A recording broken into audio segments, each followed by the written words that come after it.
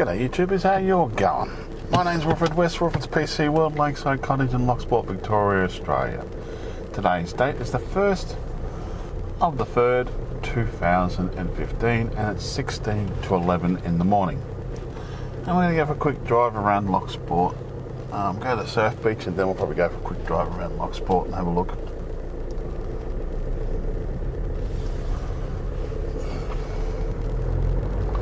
And they're getting in a bit of trouble for that, or getting a bit of criticism for that, when at the end of the day, they knew a couple of hours before they were charged that they were being charged. So, and next thing you know, not long after they were being charged, the media found out. So I'm not sure what the situation is there. Is it also a case that if you're interviewed by the QCCC as part of their investigations, you don't actually have the right to be able to tell anybody about that? It is unbelievably strict, and they are warned and linked at very serious tones that if they tell anyone they're asked to go there, if they tell anyone that they've been there, that it's before, during, or after, then they risk a term of imprisonment. That means anyone at all. They can't tell their wives, their kids, any family members. They're only allowed to tell their legal representative.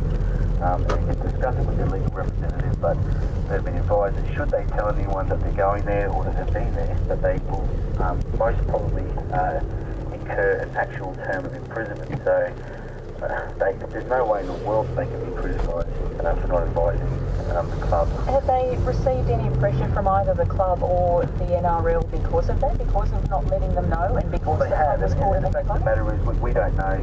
You can't even say whether any of them have been there at all. The comment has been made that they haven't been there, they've been investigated. It's only the ones, if they have been there, not all have been there. But it's only the ones that have been there that would have known anything going on at all. But at the end of the day, they've been told that should they let anyone know about any of the hearings at all, that they would have a term of imprisonment hanging over their head. So it's just completely unfair criticism. So as far as we know at the moment, the only charges are those of possession of cocaine for personal use or perhaps sharing with acquaintances. Is that the extent of it? It's difficult to know the full extent of the allegations because we haven't received the QP9, which is the summary of the prosecution case, which ordinarily is obtained as an extension of the matter in court.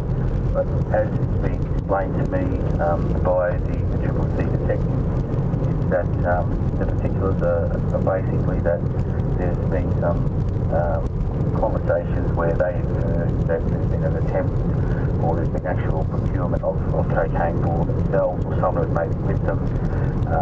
Something the player still denies the whole time, but that's the allegation. And the reason why they were charged with a more serious offence such as supply is because there's no evidence that any of them were ever in any possession of cocaine, so they can't charge them with possession in the absence of any other evidence. So in cases such as this, if the players are found guilty of possession of cocaine, what's the usual penalty?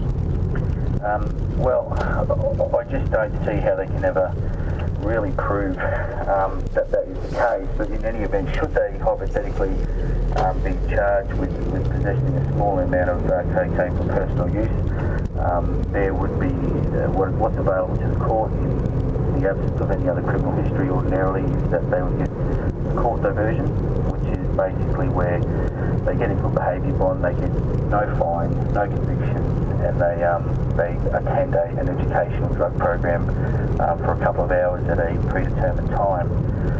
That's what the extent of the punishment would be. Okay, but they, again, at the same time, they lose their whole livelihood and their career, which is not normally the normal course of action for every other member of society. No, and this is the interesting thing, isn't it? I know also that the QCCC has gone out of their way to say that they never leak the names of the players. They have issued a press release that in part says, based on current information, the CCC expects any further arrests of current or former sports people will occur by the end of the week. Yeah. It's quite extraordinary, isn't it? Yeah. Why even release that information?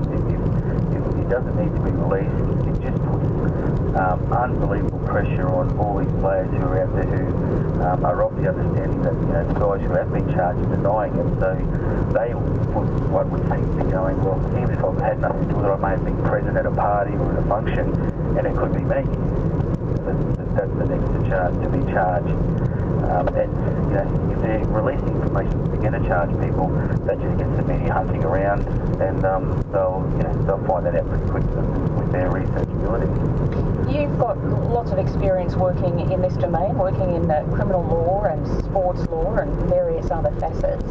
Have you ever been aware of the CCC or other organisations like it issuing press releases like this about the possibility of people from a particular area possibly going to be arrested in the next week or so? Is this a normal state of affairs? In my experience, I can only talk from my experience, but I've been involved in a number of CCC investigations at high-level drug dealing, and the first anyone ever hears of it is they get a knock on the door with a notice to appear, and that's it. There's no press releases about, you know, there's going to be 15 people charged in a big drug operation. As you say, they don't do press releases for ordinary type situations. To say that there's going to be more people charged, I'm not sure what the utility of that is. The CCC investigation is of a crime syndicate allegedly based on the Gold Coast. Has there been any success to date that you know of in getting to the bosses of this syndicate, and any news of arrests of ringleaders? Yeah, look, I understand there's still a number of matters before the court, and I don't like to speak about other people's clients, so suffice to say that, as I understand, there's been a number of people charged who are said to have been the head of these, or the main suppliers of these drugs to a number of people on the Gold Coast and the southeast Queensland. Will convince them that he should stay in their role. I mean, if he delivered the Gettysburg Address, if he won a Nobel Prize, they'd still take the position that they want a change in leader. My view, though, is that is a minority view. The Tasmanian Senator Jackie Lambie won't make any immediate decisions about increased personal or electoral office security following a terrorist-style death threat that's been made against him.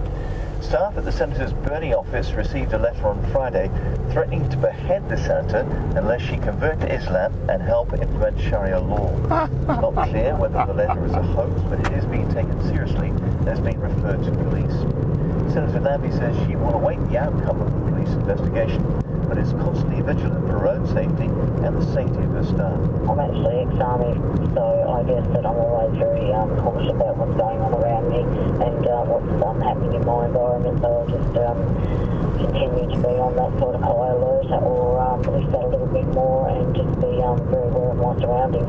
And other than that, there's not much else I can do. I'm just going to get on with it. A police operation is underway at Ettalong Beach on the New South Wales Central Coast after what's believed to be a police shooting. The incident happened earlier this morning. A man has been treated for a gunshot wound. It's understood police will now launch a critical incident investigation into exactly what happened.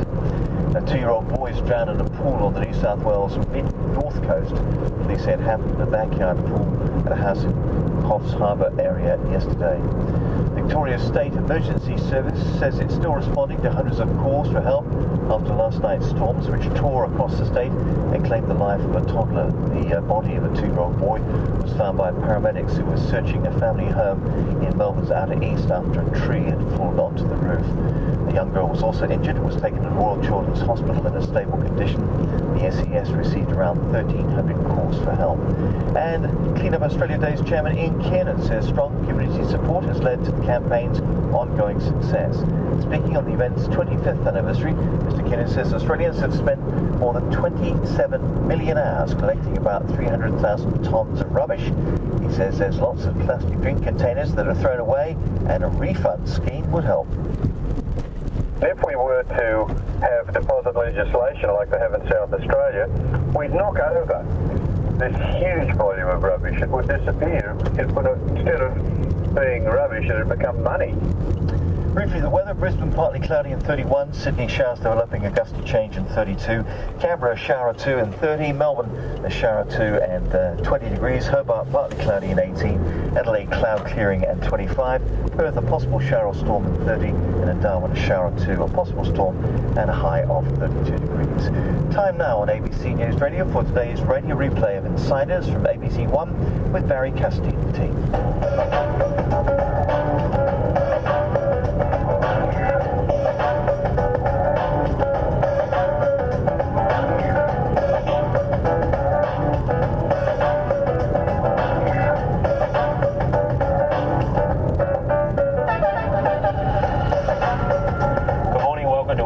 matters. Well, it's been less than 3 weeks since the last failed leadership spill, and yet attention is again on Canberra this week, with the Prime Minister unsure whether a second attempt will be made to unseat him.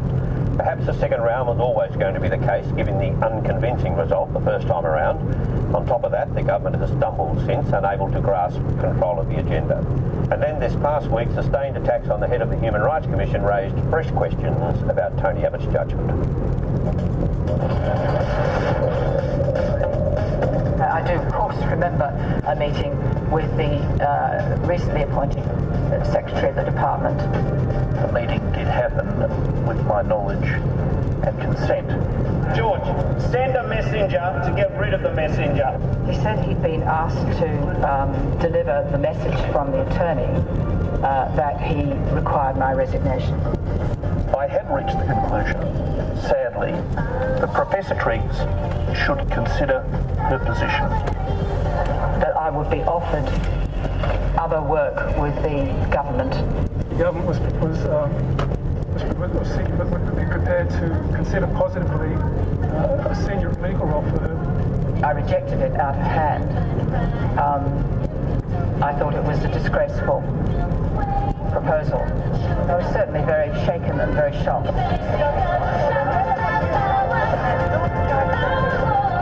Was the Prime Minister or his office aware that a specific role was being offered to the President of the Human Rights Commission on the condition that she resign? I don't know what matters have been canvassed with Professor Triggs. Was this role offered with the authority of the Prime Minister? As to specific details of what somebody said to somebody else at some time in the past, I can only take advice and come back to the House if that be the answer. I said, he sounds like a bribe. Smells like a bribe, sounds like a bribe. What we're trying to work out is whether it is.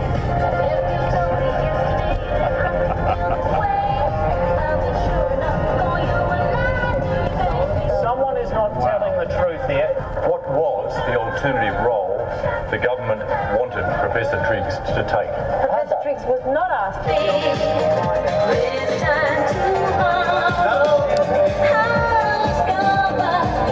Looks like they're going away. Prime Minister, what is the government story today? A role was raised related to international affairs. I beg your pardon.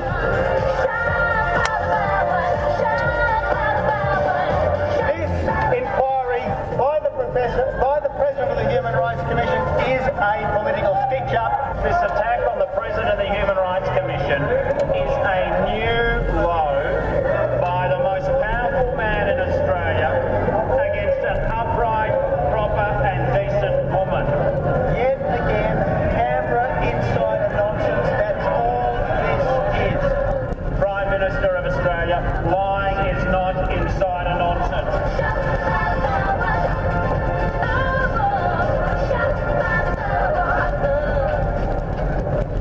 Guest here in the studio this morning is the Assistant Treasurer, Josh Frydenberg. But first, we'll take a look at the Sunday papers with our panel, Laura Tingle, Chris Hillman and Dennis Adkins. And I think one thing that we can say with some certainty this morning, the one development is that in the event of a ballot for the leadership, Julie Bishop will certainly be in the field, Chris. Yeah, supporters expected to be in the field, and she owes it to herself. I think they would think, after so long as deputy, that for there to be a contest, should there be one, of course that's predicated on the fact that there might be a contest at some stage, that she'd certainly be in the field and she'd be running for leader, not deputy. She was asked about this on Friday, and this is the response that she gave. It's just speculation. I've not heard any rumours. I've not had any discussions with anybody about it. We're already hearing apparently that you would stand against Malcolm Turnbull in a leadership bill. This is all speculation. Thank you. So she could have said it's ridiculous. She didn't. It's speculation. But loyalty has been her calling card. And yet I guess as deputy, in the event of a spill, she's entitled to run without that loyalty being questioned. Oh, she's entitled to run, and I don't think anybody really thinks that her relationship with Tony Abbott has much going for it anymore. And given the concerns about Malcolm Turnbull that still exist in a large section of the party room, she's got to think, and I suspect she's always thought for a very long time that she's in with a chance to come up the middle. Well, the danger it has, though, for the party surely is that then it exposes the numbers, the test of strength between Malcolm Turnbull and Julie Bishop, and then it potentially could set up a future rivalry. Oh, absolutely. You always have the chance, as we saw in 2009, when everyone thought this was going to be a contest between Joe Hockey and Malcolm Turnbull, and down the middle came Tony Abbott, won by one vote. So, you know, when you get a contest that's more than two candidates, yes, you do make the outcome much more uncertain. This is all sort of predicated on the fact that something might happen in the short term, and if there was some sort of explosion inside the Liberal Party which brought things to a head in the next week, who knows what would happen. There could be three candidates. Well, Tony Abbott could try the tactic that got him there in the first place and come through the middle again. He could. Yeah, but how convincing would that be? If it would only be set up if a spill motion would be successful, and then for him to re-emerge, how do you explain that? I think that would be the least likely option. I think that if things came to a head again, I think the party would realise that the one thing they can't do is come out of this again with the leader who people are actively working to bring down and undermine. And I think the obvious thing is, although people are talking about Turnbull has the numbers this week, is the Prime Minister doesn't have them. If there's a spill motion and he loses, that's it.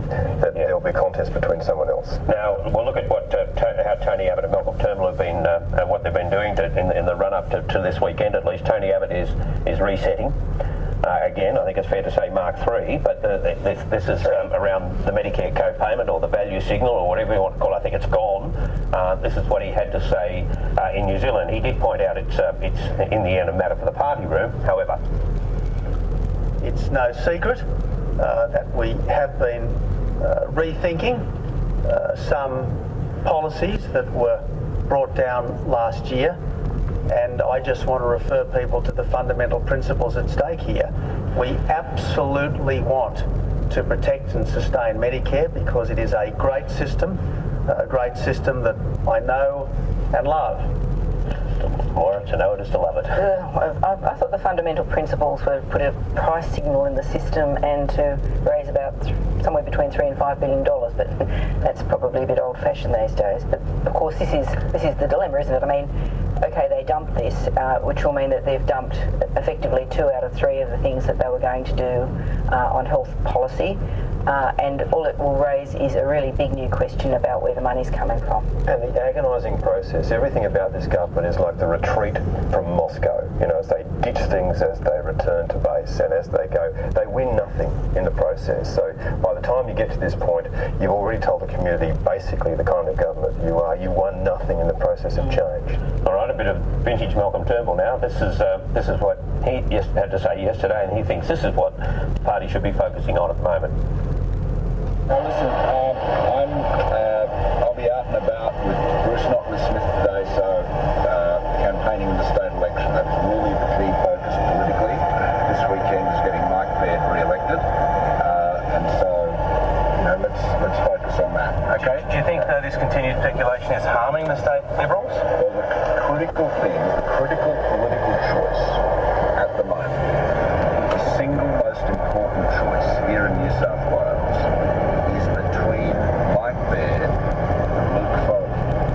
Anyone who cares about the state, this country should be focused on ensuring that Mike Baird is re-elected. That's what I'm working on this weekend. Okay? That's everything Kevin Rudd wanted to be and never was. Yeah, he's terrific. I mean, one thing that has sort of really marked the leadership of Tony Abbott, if nothing else, is last question. We all know it and we hate it. Whenever it looks like, you know, a press conference is getting interesting, up comes the last question and we're away. With Malcolm, it's always next question. You know, I mean, it's one more, please. The glass has come up, leans forward. Yeah. Isn't there a water exit from that place? Go by the wharf, get a boat. And the brilliant thing is, you know, what he says could mean one of two things. You know, we all need to concentrate on the New South Wales election and our commitment, and our first priority must be Mike Baird. Now that could mean, therefore, we don't have a leadership spill, or it could mean therefore we get rid of Tony Abbott. So, you know, take it whichever way you want. All right, for the rest of the news from New Zealand now, Julie Bishop fell asleep during a Tony Abbott speech, and here's Tony Abbott talking about that. Julie Bishop, your hard-working deputy, appeared to doze off at times during the speech today. Did you notice that? What did you make of that? Well, she certainly is an incredibly hard-working deputy, there's no doubt about that.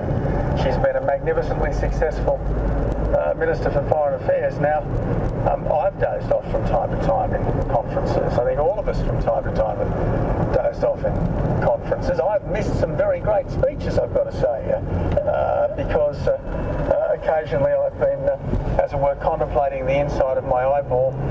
Given the pace at which all of us work, it's absolutely understandable, and I also noticed her smiling and nodding, and I think she was nodding in agreement rather than doing any other kind of nodding while listening to the speeches, both John Key's speech and my own speech this afternoon. Thanks so much. Just in case we're left the impression that she's falling asleep during his doorstop, that happened a little earlier. He though, we don't know whether he retains the numbers, but he does retain his sense of humour. Here again is the Prime Minister with John Key, the Prime Minister of New Zealand. What I can say is, in the time that I've worked alongside Tony Abbott in his capacity as Prime Minister, I believe he's been an outstanding Prime Minister. John and I obviously have discussed leadership, and I've come to the clear conclusion that John's leadership is saved. So, that's a relief.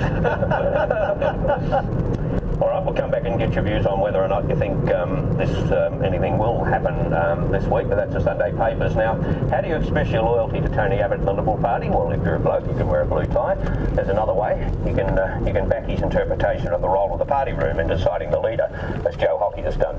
We'll take a look at that as our studio guest, Assistant Treasurer Josh Frydenberg, joins us.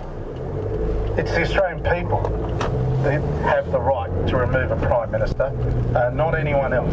These things are the gift of the party room, and remember, our party room is made up of people who are elected by their constituents. So that's how the system works, and I think anyone who pretends differently is kidding themselves. It is self-evident that the individual members of the party room are able to elect the leader and the deputy leader of the Liberal Party. That has always been the case, and I imagine it will continue to be the case.